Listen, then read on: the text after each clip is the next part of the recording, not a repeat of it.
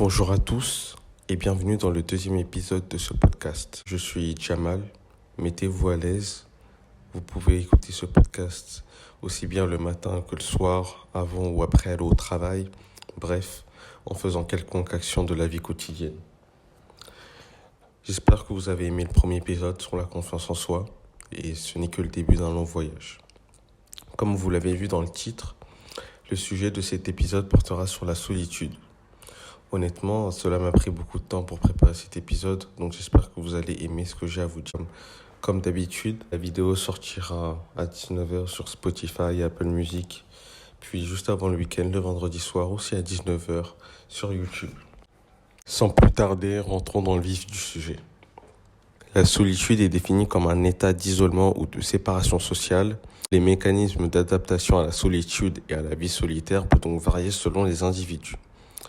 Selon Fondation France, en 2023, 12% des Français se trouvent seuls et souffrent donc de solitude. Selon Larousse, la solitude est un état de quelqu'un qui est psychologiquement seul. Avec tout ça, nous allons donc voir ce qui provoque la solitude, ensuite les différents types de solitude et pour finir, comment s'en sortir. La solitude peut être marquée par le fait de ne pas se sentir à sa place, que ce soit dans la famille ou avec les amis. On peut ressentir des difficultés à se sentir à sa place, pouvant se replier sur soi-même. On peut se sentir seul alors qu'on est entouré, ou se sentir entouré alors qu'on est seul. Le fait de ne pas sentir d'attention sur soi-même, ou se sentir dénigré à chaque instant par sa famille ou amis, provoque une certaine solitude, et comme on l'a vu dans le dernier épisode, une baisse de confiance en soi. Les personnes qui sont le moins entourées vont bien sûr se sentir seules, mais celles qui sont aussi entourées peuvent aussi se sentir seules ou le contraire. En effet, certaines personnes, bien qu'elles soient seules, ne représentent pas le besoin d'avoir de compagnie et ne voient pas la solitude comme quelque chose de mauvais. Selon moi, se sentir seul alors qu'on est entouré est la pire des choses. Encore une fois, ce n'est que mon avis personnel. On est beaucoup, mais on ne se sent pas à sa place. Et pour toutes les personnes qui ressentent ça ou pour toutes les personnes qui voient ça, juste demander à la personne comment ça va, qu'est-ce qu'elle a fait de la journée, toutes ces petites questions qui peuvent vous paraître minimes pour vous et quelque chose de grand pour cette personne.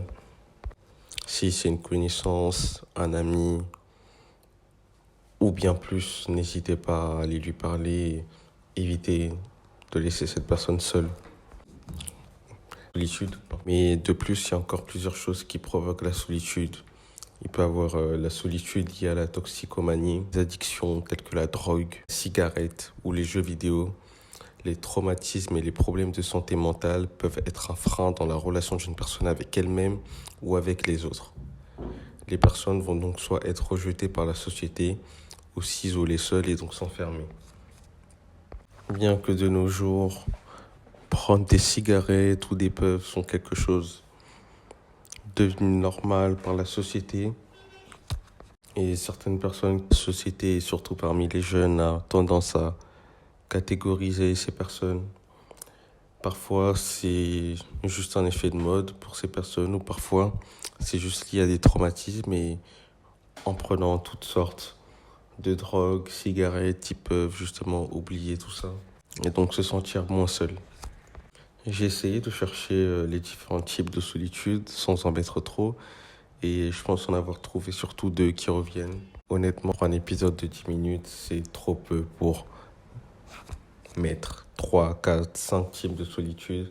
Je me suis arrêté à 2 et dites-moi en commentaire si vous voulez une partie 2 de cet épisode pour développer ce sujet qui est vraiment, vraiment intéressant. Le premier type de solitude est celle qui est liée à des traumatismes. Cela peut être des traumatismes d'enfance et d'encaisser des difficultés émotionnelles comme la mort d'un proche, une séparation amoureuse ou familiale ou encore amicale, peut donc emmener une personne à se renfermer sur elle-même et se disant que personne ne la comprend. Elle va délibérément se mettre à l'écart et va donc se mettre dans sa bulle.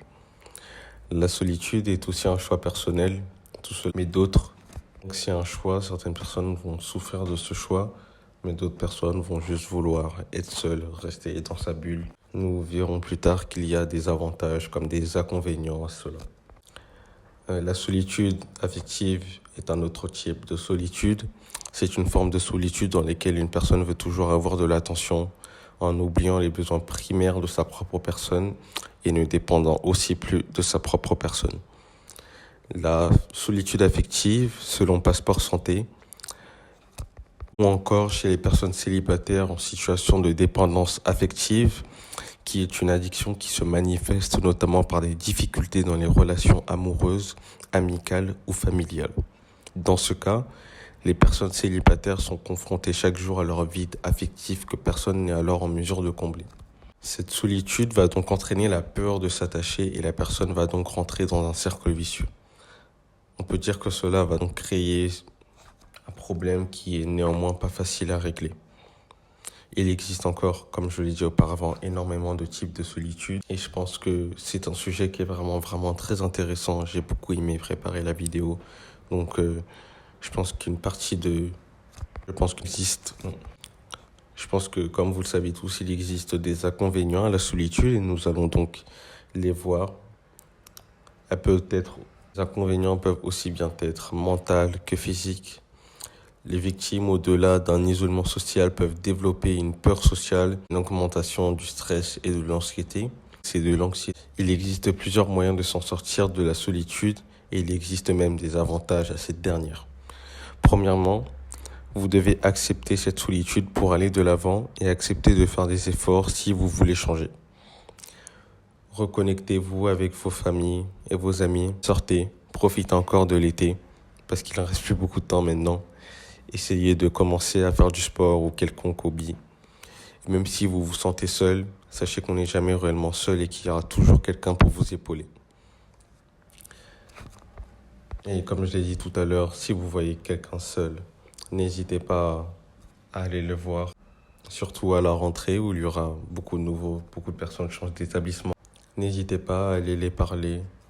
Juste un bonjour, un sourire peut changer la journée d'une personne. Comme j'ai dit, ces actions qui semblent minimes pour vous est un grand pas pour ces personnes-là. De plus, il existe des avantages à la solitude. En effet, la solitude te permet de ne pas donner de l'importance au jugement des autres sur toi et aussi de pouvoir se concentrer sur soi-même. La solitude permet donc aussi de réduire le stress. Ainsi, vous pouvez maximiser vos performances, peu importe votre domaine. Ainsi, la solitude peut être quelque chose de bénéfique ou de mauvais. Ça dépend dans quelle situation vous vous situez et comment vous voyez les choses par rapport. Une personne qui est seule ne souffre pas forcément de solitude. Et même si c'est difficile, il existe beaucoup de moyens de s'en sortir. Merci à tous de m'avoir écouté. Voici la fin de ce deuxième épisode. Comme je l'ai dit auparavant, tous les épisodes sortent le mercredi à 19h sur Spotify et Apple Music et tous les vendredis sur YouTube. J'espère que vous avez aimé. N'hésitez pas à faire des suggestions pour le sujet d'un prochain épisode. Même si la rentrée avance, sachez que je serai toujours actif et je crois que ce sera le dernier épisode avant la rentrée. Donc je vous souhaite une joyeuse rentrée et donnez le meilleur de vous, la filière. Merci à tous.